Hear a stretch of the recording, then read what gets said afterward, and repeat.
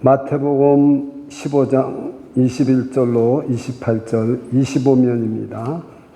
예수께서 거기서 나가사 두로와 시돈 지방으로 들어가시니 가나안 여자 하나가 그 지경에서 나와서 소리질러 가로되 주 다윗의 자손이여 나를 불쌍히 여기소서 내 딸이 흉악히 귀신 들렸나이다 하되 예수는 한 말씀도 대답지 아니하시니 제자들이 와서 청하여 말하되 그 여자가 우리 뒤에서 소리를 지르오니 보내소서. 예수께서 대답하여 가라사대 나는 이스라엘 집에 잃어버린 양 외에는 다른 데로 보내심을 받지 아니하노라 하신대 여자가 와서 예수께 절하며 가로되 주여 저를 도우소서. 대답하여 가라사대 자네의 떡을 취하여 개들에게 던짐이 마땅치 아니하니라. 여자가 가로되 주여 올소이다마는 개들도 제 주인의 상에서 떨어지는 부스러기를 먹나이다 하니 이에 예수께서 대답하여 가라사대 여자야 네 믿음이 크도다.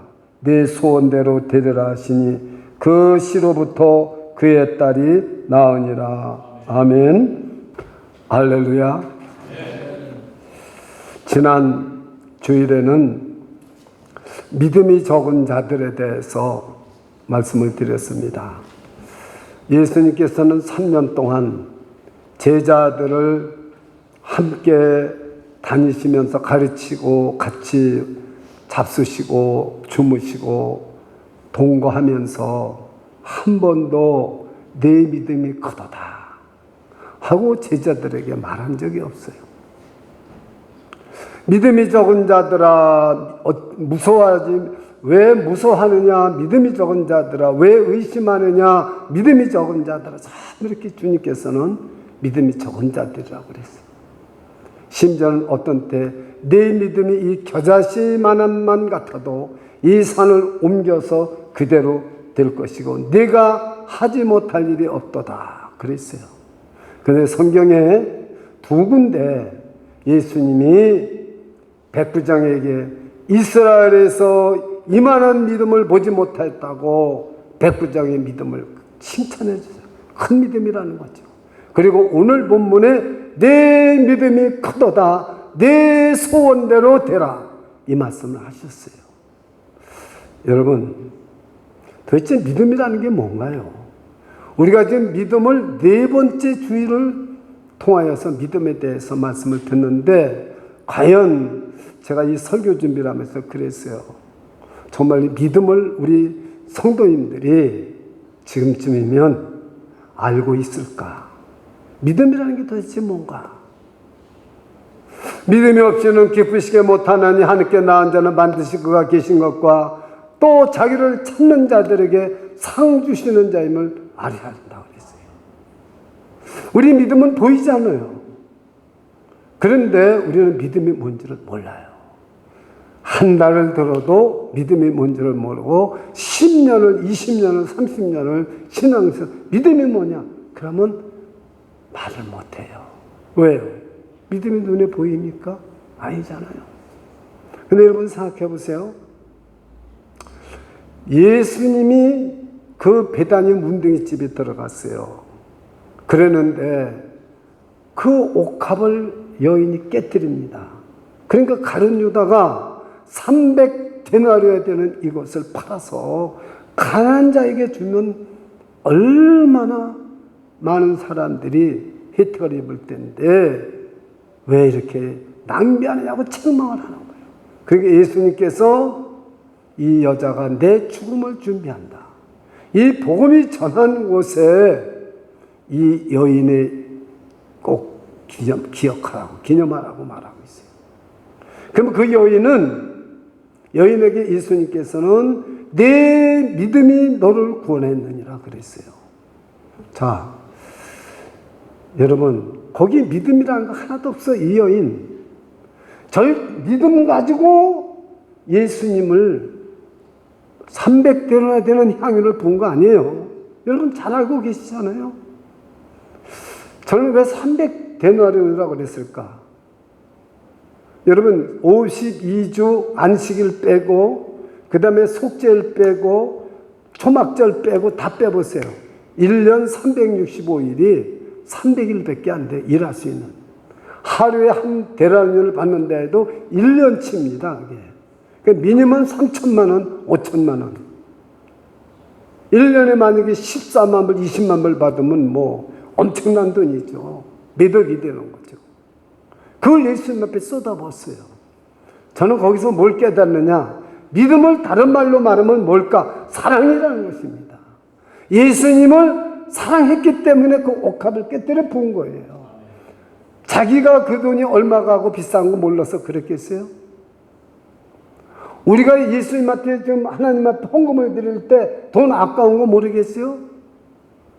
근데 여러분 사랑하기 때문에 주님을 사랑하기 때문에 우리가 헌금도 내고 주님을 사랑하기 때문에 봉사도 하고 헌신도 하는 거예요. 사랑. 그래서 저는 이 믿음이라는 것을 오늘 마지막 설교하면서 이것은 사랑이다. 사랑. 그래서 베드로가 예수님을 3번 부인하잖아요. 죽을지언정 나는 예수님을 부인하지 않겠다고 그랬어요. 떠나지 않겠다고 그랬어요. 예수님을 3번 부인했어요. 그 마지막에 요한을 시몬아 내가 나를 사랑하느냐 그랬어요. 3번을 물으셨어요. 베드로의 믿음을 키워주는 거예요.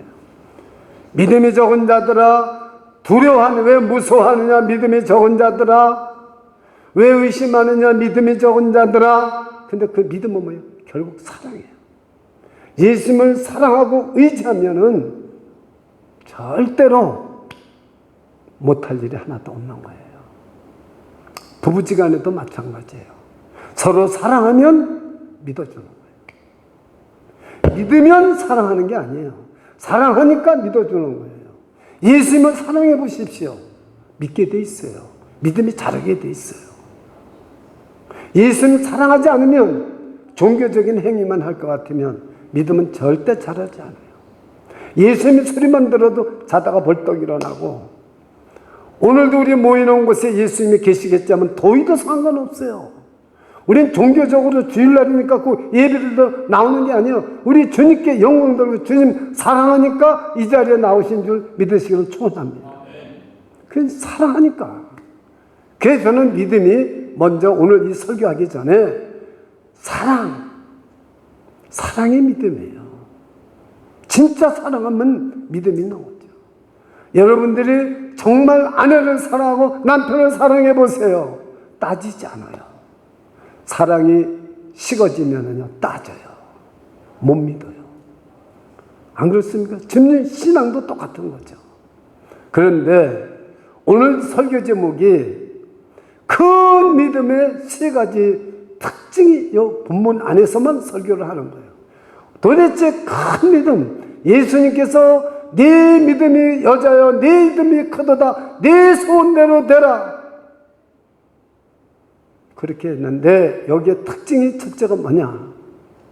여러분 이 두로는 어디냐면 두로와 시도는 갈릴리에서 64km 떨어져 있는 곳이고요. 여기는 이방인들이 살고 있는 거고 이 여인을 다른 복음서에는 수로베니게 여인이라고 그래요. 여기는 두로는 베니게입니다. 영어로는 페니키아.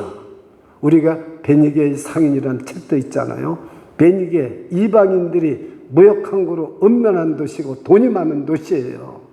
그런데 예수님이 그 두로 지방에 오셨다는 말을 듣고 이 가나안 여인이 수로베니게 여인이 예수님 있는 데로 달려간 거예요. 믿음이라는 건 뭐냐? 예수님 앞에 나가는 것이 우리 큰 믿음의 특징입니다. 예수님 앞에 나가야 돼요. 요즘 뭐 라이브 톡이라고 그래서 오늘도 보니까 라이브 톡으로 이렇게 들으시면 참 귀하죠? 그것도 뭐 한국에서 캐나다에서 이렇게 들으시고 뭐 또 딴 데서도 들으시고 지금 요즘 우리 교인들이 2사람이 지금 아틀란타에 가 계시더라고요. 그래서 카톡이 저한테 왔어요. 목사님 너무너무 넓고도 좋고요 뭐 어쩌고 가득 왔어요. 아틀란타. 그러면 그 다른 집사님하고 좀 이렇게 만나라고 그래 볼 걸 그랬어요. 참 요즘 뭐 이렇게 떨어지는데. 근데 금요 예배 오더라고요. 라이브 톡으로. 근데 얼마나 반가웠는지 몰라요. 오늘 좀 듣는지 안 듣는지 저는 모르겠어요. 여러분, 정말로 주님 앞에 나온다는 것이 라이브 톡으로 나오든 대면에서 나오든 주님 앞에 나오는 것이 믿음의 시작이라는 거예요. 주님 앞에 나와야 돼요. 안 나오면 안 돼요. 제가 오늘 어떤 분을 이렇게 갑자기 이머전시가 생겨서 이렇게 같이 오면서 저는 꼭 여기서 집에서 올 때도 성경을 꼭 듣습니다. 그래서 이제 6월 말까지 제 목표량을 다 성경 읽는 것. 저는 뭐 2배, 뭐 10배 이게 아니에요. 꼭 1대1 말하는 것과 똑같은 속도로 듣습니다. 금년에는 그걸 제가 시도해 봤어요. 작년엔 뭐 일주일만 해도 한 번씩 다 읽었는데 그렇게 해 봤어요. 근데 히브리서 4장 16절 말씀이 저에게 이 운전하면서도 제 마음속에 꽂히는 거예요. 그래서 제가 아까 이제 일부 예배를 끝마치고 제가 이렇게 읽으면서 이 말씀을 제가 이렇게 봤어요. 히브리서 4장 16절 말씀입니다. 그러므로 우리가 긍휼을 받았고 때를 따라 돕는 은혜를 얻기 위하여 은혜의 보좌 앞에 담대히 나아갈 것이니라. 할렐루야. 도움을 얻기 위해서 때를 따라 은혜를 받기 위해서 우리는 은혜의 보좌 앞에 나아가야 되는 겁니다. 예수님께서는 주님 앞에 나오는 자들, 어떤 문제를 가지고 나오든지 주님께서 해결하지 못할 일이 없어요. 우리 인간은 살아가면서 많은 문제를 가지고 있습니다. 지금도 팬데믹이 끝나가고 지금 이제는 여기도 오늘부터 깜짝 놀랐잖아요. 줄을 쳐 있고 미국 분들이 여기 자리 안 나면 다 줄 오늘 싹 걷어버리고요. 요즘 달라졌잖아요. 굉장히 그거 줄 하나 없는데 자유함을 느껴요. 여러분, 우리는 이게 뭐예요? 주님 앞에 다 나오라는 뜻이에요. 근데 이제 라이브 톡이나 안 나오던 것이 습관이 돼가지고 교회에 안 나오는 것이 이렇게 습관이 되면 안 돼요. 하나님 앞에 어떤 문제를 가지고 있든지 담대히 가지고 나와야 될 줄 믿습니다. 우리는 경제적인 문제, 질병의 문제, 자녀에 대한 문제, 여러 가지 사람에 대한 문제 얼마나 많은지 몰라요. 그 문제를 가지고 예수님 앞에 바르게 나와야 됩니다. 두세 사람이 모인 곳에 나도 그들 중에 있느니라. 주님이 지금 살아계신 주님이 저와 여러분과 함께 계신 걸 믿으시기를 축원합니다. 그래서 우리는 믿음이 없이는 하나님을 기쁘시게 못하는 거예요. 하나님께 나온 자는 반드시 그가 살아계신 것을 우리는 믿어야 돼요. 지금 예수님이 살아계셔서 저와 여러분 앞에 계신 것을 믿으십니까? 예, 그걸 믿으셔야 돼요. 우리는 은혜의 보좌 앞에 담대히 나온 거예요. 지금 우리는 형식적으로 예배드리는 게 아니에요. 우리는 그 살아계신 예수님 앞에, 주님 앞에, 은혜의 보좌 앞에 담대히 나온 거죠.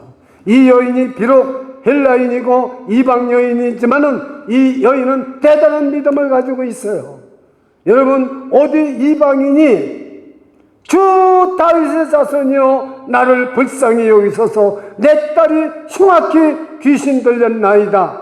오늘 22절 말씀 아닙니까? 누가 예수님을 주 다윗의 자손이요. 이 여인은 비록 부족하지만 믿음을 가지고 있었어요. 유대인들에게 들었던지 저 예수님은 소문을 듣는데 그분은 다윗의 자손 메시아라는 거예요. 이렇게 이방인이 부른 사람이 없어요. 거기다 주 다윗의 자손이요. 나를 불쌍히 여기 있어서 믿음이 있는 거예요. 여러분, 예수님께서 우리가 이 참 믿음하고 같이 가는 것은 반드시 기도입니다. 누가복음 18장 1절에 보면 이렇게 기록되고 있습니다. 항상 기도하고 낙심하지 말지니 그랬어요. 참 중요한 말이에요. 항상 기도하고 낙심하지 말라고 그랬어요. 그러니까 믿음과 기도는 그냥 같이 가고 있어요. 믿음 있는 사람은 기도하게 됩니다. 그래서 우리가 주님 앞에 나와서 기도하는데 항상 기도하고 낙심하지 말라고 그랬어요. 그러면서 예수님께서 불의한 재판관에 대한 예를 드는데 그 예는 여러분들이 잘 아시지만 저는 한 가지 그 중에 8절에 그러나 인자가 세상에 올 때에 세상에서 믿음을 보겠느냐. 참 저는 이 말씀이 누가복음 18장 8절 말씀입니다. 그러나 인자가 올 때에 세상에서 믿음을 보겠느냐. 누구한테 말한 거예요? 제자들에게 말한 거예요. 그럼 여러분 이 믿음이 얼마나 중요한 거예요? 이때 이 믿음은 어떤 믿음이냐? 정말 예수님을 절대적으로 신뢰하고 어떤 환난이나 어떤 어려움이나 어떤 문제가 왔을지라도 그 예수님을 신뢰하고 예수님한테 간구하고 기도하는 믿음을 말하는 거예요. 중요한 말씀입니다. 그러나 내가 다시 올 때 세상에서 믿음을 보겠느냐. 교회를 열심히 다니다가요, 그 어려운 문제가 해결되고 좋은 직장이 생기고 돈을 벌고 예배 못 나와요. 오늘 기도하는 목사님이 그런 기도, 장기간 나오지 못하는 분을 위해서 기도하잖아요. 라이브 톡이기 때문에 이제 뭐 교회 안 나와도요, 나 라이브 톡으로 예배 드립니다. 그럼 끝나는 거예요. 근데 예수님이 뭐라고 말하냐면, 그러나 내가 다시 올 때 세상에서 믿음을 보겠느냐? 그 믿음이 무슨 믿음이에요? 주님 앞에 나오는 믿음이에요. 절대적으로 주님을 믿는 믿음이에요. 그 믿음을 보겠느냐? 그 말이에요.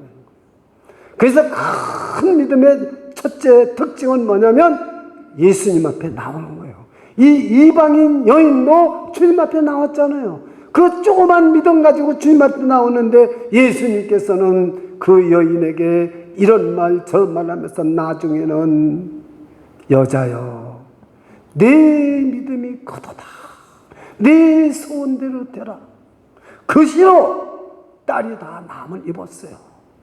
문제가 다 해결됐단 말이에요. 주님이 한마디도 하지 않으셨고 개 취급을 했는데도 불구하고 그걸 우리가 따라가요. 첫째는 예수님한테 나와야 돼요. 두 번째는 포기하지 않는 기도하는 믿음. 그게 두 번째예요. 포기하지 않는 기도. 저는 지금 30년 이상을 기도하는 제목이 있습니다. 여러분도 아마 기도하시다가 응답 못 받으면 다 포기했을 거예요. 지금 여러분 포기한 거 참 많을 거예요. 아무리 기도해도 안 되니까 그냥 포기해버리잖아요. 그러나 이 여인은 포기하지를 않았어요. 이것이 큰 믿음의 특징입니다. 언제 어떤 경우에도 포기하지 않았어요. 이게 지금 굉장히 중요한 거죠. 예. 사랑하는 여러분,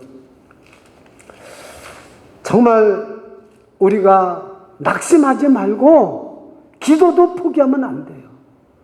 그래서 예수님께서 말씀한 것처럼 인자가 올 때 세상에서 믿음을 보겠느냐, 그 믿음을 포기한 사람 많을 거라는 거예요. 저는 그렇게 생각합니다. 우리 교회가 봐도요, 자기는 포기하지 않았다고 그랬지만 장기간 동안 안 나와보세요. 그 믿음이 얼마나 있겠어요. 지난 시간에 그 예수님께서 파도가 칠 때 왜 무서워하느냐 믿음이 적은 자들아. 무서움이 우리한테 오면은 무서움과 싸워서 내 믿음이 바닥이 나지 말아야 되는 거예요. 그래서 적은 믿음이라고 예수님이 제자들에게 말한 거예요. 우리는 싸워야 됩니다. 두려움과 싸워야 되고 무서움과 싸워야 되는 거예요. 그럼 안 싸우면 믿음은 바닥이 나고 마는 거예요. 그래서 우리 포기하지 않는 믿음, 저는 이 두 번째 대지를 불굴의 믿음 이렇게 하고 싶었지만 포기하지 않는 믿음, 포기하지 않는 기도. 그래서 이 여자가 간구하는 거예요. 이 여자가 주 다윗의 자손이여 나를 불쌍히 여기소서 한 번 말하고 두 번 말하고 다섯 번 말하고 그만둔 게 아닙니다. 계속 말하는 거예요. 그 원어를 보니까 현재 진행형. 헬라어는 현재 진행형이라는 것은 계속 끊임없이 부르짖는 걸 말하는. 예수님이 귀가 먹었으니까 부르짖게. 근데 여러분 성경을 보십시오. 너는 내게 부르짖으라 내가 내게 응답하겠고 네가 알지 못하는 크고 놀라운 비밀을 네게 알게 하리라. 믿으십니까? 부르짖으라 되는 거예요. 저는 그래서 설교 끝날 때 꼭 부르짖고 새벽기도 끝나고 부르짖고 금요일날 기도 때 부르짖고 수요일날 성경 공부하면 부르짖지 않고 기도하고 성경 공부. 부르짖어야 되는 거예요. 부르짖을 때 이 여인이 계속 부르짖는 거예요. 그게 포기하지 않는 믿음이에요. 그게 큰 믿음의 두 번째 특징이에요. 이 본문 안에서만 제가 찾는다고 말씀을 드렸어요. 그래서 여러분 믿음이 어떻게 내가 유지하느냐 이걸 알아야 돼요. 포기하지 말아야 돼요. 우리는 조금 기도하다가 응답 못 받으면 포기합니다. 기도하다가 새벽 기도 조금 하다가 또 포기해버려요. 그런 게 얼마나 많습니까? 저는 지금까지 신앙생활 하면서 부족하지만 한 번도 어떤 일을 기도하다가 포기해 본 적이 없어요. 끝까지 지금도 기도하고 있어요. 안 돼도 기도하고 있어요. 왜? 주님의 때에 이루어주시겠지. 기도하고 있어요. 포기하지 않습니다. 포기하지 않는 게 큰 믿음의 두 번째 특징인 것입니다. 그렇습니다. 여러분, 인자가 오실 때, 예수님이 다시 오실 때 믿음을 세상에서 보겠느냐 그러시잖아요. 그때 다 포기해버리고요. 믿음 다 포기하고 기도하는 사람도 없다는 거예요. 한국에 가보세요. 제가 20년 전에 30년 한국 나가고 막 그랬을 때 가보면요. 기도원에 가려면 발 디딜 틈이 없어요. 꽉꽉 차고 예약이 꽉. 지금은 통통 비어 있어. 어느 기도든지 어서 오십시오. 다 비어 있어요. 전부 비어 있어요. 그 유명한 하늘산 기도원에 가도 통통 비어 있어요. 왜 이렇게 될까요? 삼각산을 올라가 봤어요. 옛날에 제가 삼각산 올라가고 청계산 올라가서 기도 통통 비어 있어요. 드문. 그전에는요, 비닐을 쓰고 가서 개굴, 나라와 민족으로 해서, 지금 나라와 민족에서 누가 기도해요? 우리나라가 지금 어떻게 되어가고 있어요? 포기하지 않는 기도, 포기하지 않는 믿음, 그것이 큰 믿음의 두 번째 특징인 것입니다. 제가 할렐루야 캡틴이라는 책이 있습니다. 혹시 보신 분은 있을 거예요. 할렐루야 캡틴. 안 보신 분은 한번 사서 보세요. 제가 그 책에 보니까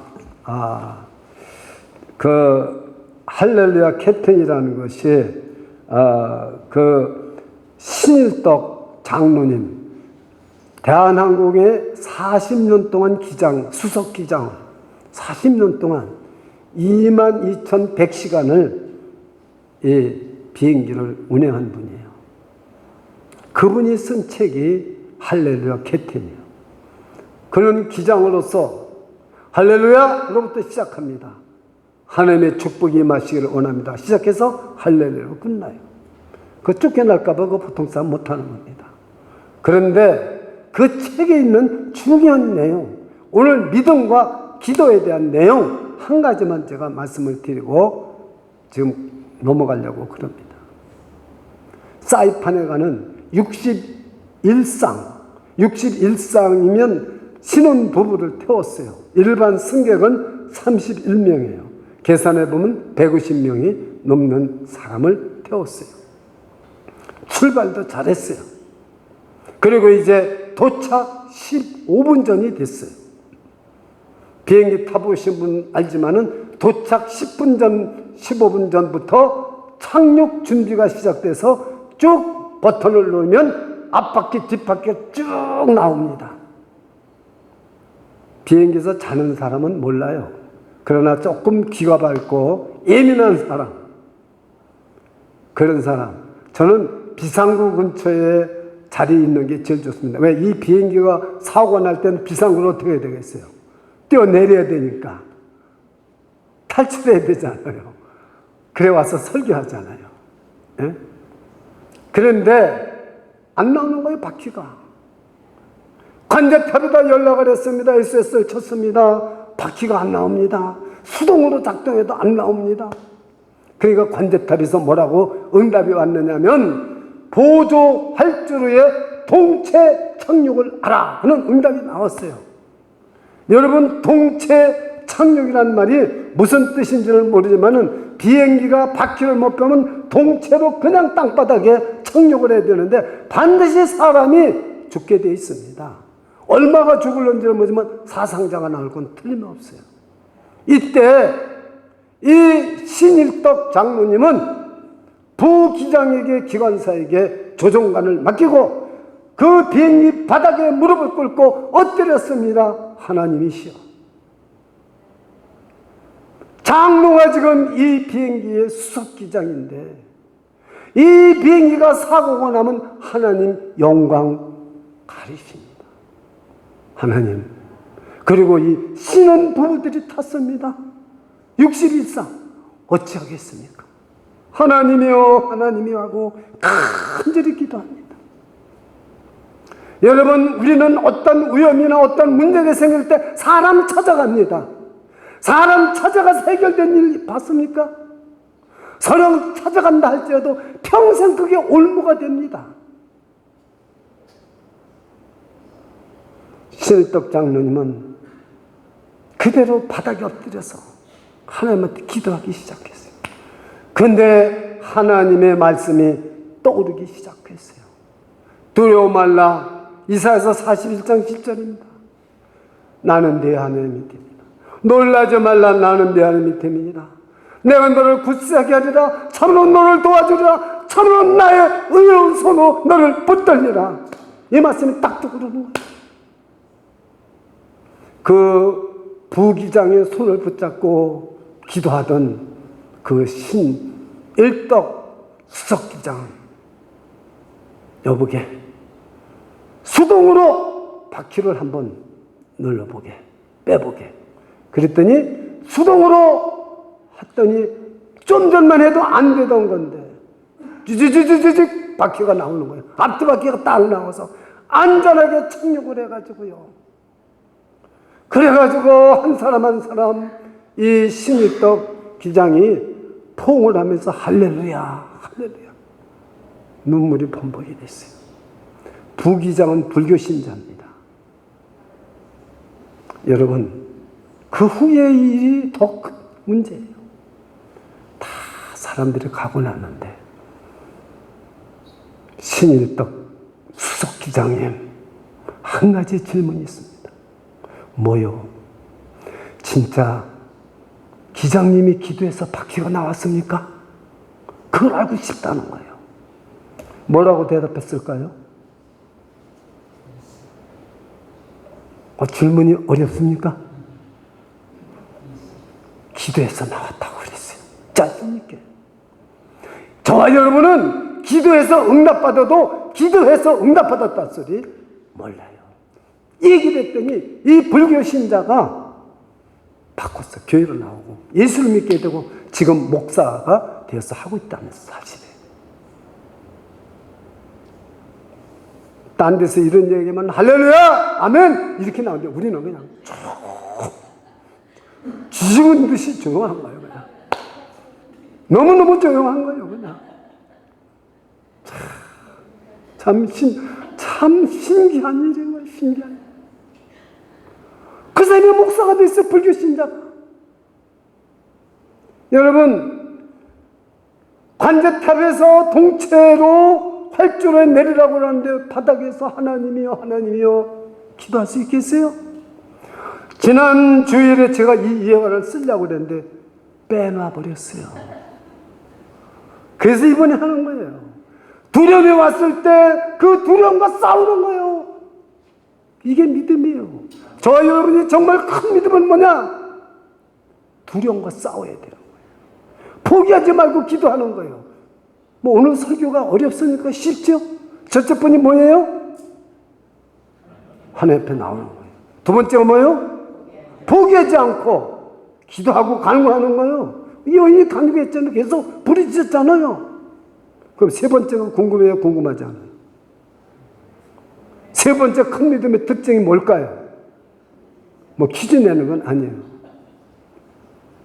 물어봐도 여러분은 대답 안 할 거니까. 여러분, 참 우리가 이 성경을 읽다가 깜짝깜짝 놀랄 때가 많죠. 그 열왕기하 5장의 1절부터 14절을 보면 나만 장군이란 뭐 주일학교에서도 다 알아요.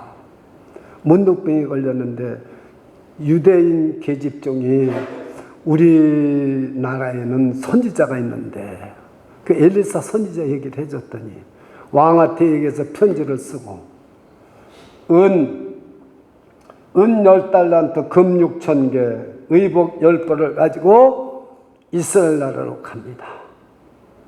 갔더니 그 이스라엘 왕이 이게 누구를 잡으려고 이 사람이 와서 이 문둥병을 고치게 해달라냐고. 그러니까 엘리야 선지자가 나한테 보내라. 엘리야 선지자한테 나만 장군을 보냈습니다. 문 열고 내다보지도 않고 하인을 시켜서 저 요단강 물에 가서 7번 씻으라고 말해요. 화가 머리끝까지 나온 거예요. 나만 장군이.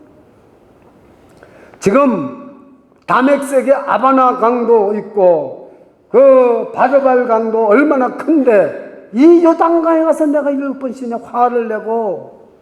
그러니까 그 부하들이 주인이시여 이거보다 더 큰 일을 시켰어도 할 터인데 그거 뭐 몸 씻는 거 무슨 건 못할 일이 뭐 있겠습니까? 가서 7번 씻었더니 깨끗이 문둥병이 났어요. 여러분은 이 사실은 잘 알지만 그 나만이 어떻게 감정이 상했는가를 여러분은 깨달아야 돼요. 저는 오늘 이 본문을 통해서 나만 장군을 생각해 봐요. 이 오늘 본문의 수르보니게 여인 가나안 여인은 종도 없어요. 하찮은 여인이니까. 그런데 예수님께서 내가 자녀들의 떡을 개에다가 주지 않는다는 거예요. 그러니까 너는 개라는 거예요. 여러분 예수님이 지금까지 이렇게 하신 적이 있습니까? 절대 없었어요. 사람들이 와서 문둥병자가 주여 주께서 원하시면 나를 깨끗이 쓰나이다 긍휼히 여기고 그 사람을 고쳐줬어요. 눈먼 자도 고쳐줬어요. 죽은 자도 살려줬어요. 그런데 예수님 와서 절하고 이러는데도 개 취급을 하는데 감정이 얼마나 상했겠어요. 우리 같으면 어떡할까요? 정말 예수님이라고 해서 메시아라고 해서 찾아왔더니 정말 이럴 수가 있습니까? 욕을 대표하고 그냥 가버릴 수도 있는 거 아니에요? 근데 감정이 상하지를 않아요. 이 여인은. 뭐라고 하냐면 보십시오.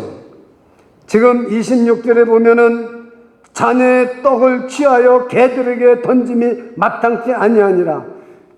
그 유대인의 자녀들은 하나님의 자녀들이요 이 사람들에게 떡이라는 것은 하나님의 말씀이요 성령입니다. 말씀과 성령을 자기 자식에게 주지 개에게는 안 준다. 이방인에게는 안 준다. 그런 말이에요. 예수님은 이방인들에게 가서 복음을 전하지 못했어요. 예수님의 십자가도 죽으시고 제자들이 나가서 이방인 복음을 전파했어요. 여러분, 우리는 얼마나 감정이 상합니까? 교회에서 일을 하다가 누가 한마디만 하면 감정이 상해서 딱 앞치마 딱 벗어버리고 그냥 쏙 나가버리고 저기 했던 뭐 하던 거 딱 놓고 나가는 거 한두 사람이 아니에요. 감정 상해. 집에서 부부지간에도 뭐 하다가 감정 딱 상하면 내가 이거 하려 뭐 당신하고 사는 줄 알아? 딱 나가버려요. 감정을 우리는 감정대로 살면 안 돼요. 믿음은요, 어떻게 돼요? 감정에 흔들리지 않는다. 저를 따라서 해보세요. 큰 믿음은 감정에 흔들리지 않는다. 이거 쉬워요? 어려워요? 어렵습니다. 감정이 얼마나 상한 거예요. 나만 장군이 감정이 상해서 그대로 갔으면 문대병 났을까요? 못 났을까요? 못 났습니다. 목사도요, 감정이 상할 때가 얼마나 많은지 말이에요. 노예총회 가보세요. 그저 어떤 목사님은 목사 되는데 8년이 걸렸어요. 8년. 코리안 교단에서 8년 동안 목사 안수를 안 주는 거예요. 한번 잘못해서 찍혀가지고. 돈이 너무나 없어가지고 350불 휘난 게 그것이 딱 보니까 그것이 부도가 날 것 같아서 전화를 해서 이게 제가 지금 돈이 지금 잔고가 없어서 문화한테 거기에 찍혀가지고 목사가 될 사람이 그것도 모르고 집어넣느냐고 막 그냥 해대더래. 그부터 찍혀가지고 저쪽 노예로 가면 거기서도 맞고 저쪽 가면 저쪽에서 8년 동안을 그게 미국 교단으로 가가지고 똑같은 교단인데 미국 교단에 가서 안수를 받았어요.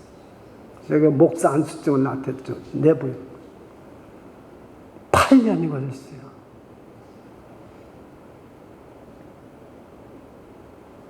여러분, 그런데 이분이 감정이 상하지 않았더라고요.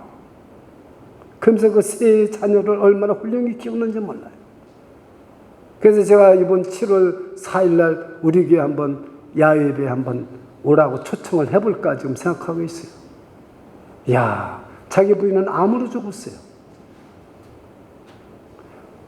그동안을 자녀를 그렇게 키웠어요. 자기는 심장이 좋지 않으시고 딴 걸 해봐보라. 아무 일도 못해요. 여러분, 큰 믿음은 뭐예요? 감정이 상하면 안 됩니다. 부지간에도 교회에서도 가정에서도 사회에서도 직장에서도 어떠한 어려움이 오더라도 이 감정이 상하면 안 됩니다. 이 여인은 개라고 그러는데도 부스러기 은혜라도 좋습니다. 이게 보통 문입니다. 이래서 큰 믿음이에요. 그냥 큰 믿음이 된 게 아니에요. 감정에 흔들리지를 않았습니다. 예수님이 어떻게 메시아인데 그럴 수가 있겠습니까? 이러지도 않았습니다. 예수님이 어디 다른 군데 성경을 찾아보세요. 어디 한 군데라도 개라고 말한 적이 있는가? 딴 사람 보고. 예수님은 불쌍히 여기고 상한 갈대를 꺾지 않으시고 꺼져가는 물도 끄지 아니하시는 분이에요. 근데 이 여인에게만 개라고 취급을 했어요. 근데도 이 감정이 하나도 상하지 않았어요. 여자가 가로되 주여 올소이다마는 개들도 제 주인의 상에서 떨어지는 부스러기를 먹나이다. 부스러기 은혜 좋습니다. 그거라도 주십시오. 여자야, 네 믿음이 크다. 저는 이 본문을 수없이 30몇 년을 정말 복음서를 설교하고 복음서 제가 가르쳤어요. 제 복음서 책을 봤어요. 그래서 제가 가르친 교재를 어디서 꺼내서 봤어요. 이 말은 빠져버렸어요. 이거를 제가 가르치지를 못했어요. 이 큰 믿음의 특징이 뭐냐? 왜 개 취급을 받는데도 이 여인은 큰 믿음의 소유자가 됐느냐? 감정에 치우치지 않았어요. 저는 제 설교를 듣는 모든 라이브 톡이나 어떤 분들도 감정이 상하지 않았으면 좋겠어요. 저는 목회하면서 제일 어려웠던 분이 당회할 때도 나는 보통 말로 했는데 장로님이 감정이 상해가지고 말도 안 하는 거예요. 찾아가도 문도 안 열어줘요. 야, 감정이 상하니까요. 여러분, 부모 자식지간에도 감정 상해보세요. 말도 안 해요. 형제지간에도 감정 상해보세요. 말도 안 합니다. 성도 간에도 감정 상해보세요. 그래서 목사는 항상 조심해주고 말 한마디 행동 하나 표정 하나 조심하지 않으면 안 돼. 뭐예요? 감정을 상하면은 설교도 들어오지 않고요. 교회도 오지 않아요. 근데 이 여인은 어땠어요? 참, 개라고 그러는데도 주여 올소이다마는 개들도 제 주인의 상에서 떨어지는 부스러기를 먹나이다. 부스러기 은혜라도 족합니다. 이야, 내 믿음이 크도다. 내 소원대로 되라. 뭐 아픈 딸에 가서 안수해 준 것도 없어요. 아픈 딸에 기도한 것도 없어요. 번쩍 나버렸어요. 뭐야, 이 책에 21절부터 28절까지 저와 여러분은 죽어도 한 줄도 성경에 올라가기 힘듭니다. 이 여인은 이방인 여인인데도 기록이 돼 있어요.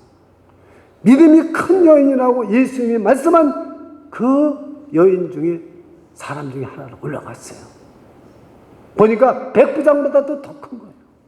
백부장은 로마의 권세를 가진 사람이지만 이 여인은 이방 여인요, 여자요, 귀신 들려 딸을 가지고 있는데 오직 믿음 하나 큰 믿음이라 성경에 올라가 있잖아요.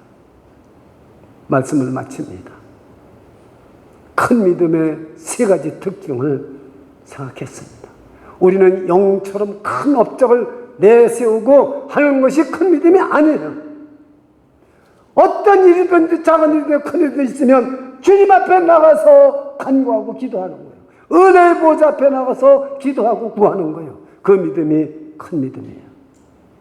어떤 경우에 응답이 없더라도 우리는 계속해요 불굴의 간구, 계속하여서 포기하지 않는 믿음, 그것이 가장 큰 믿음의 특징이에요.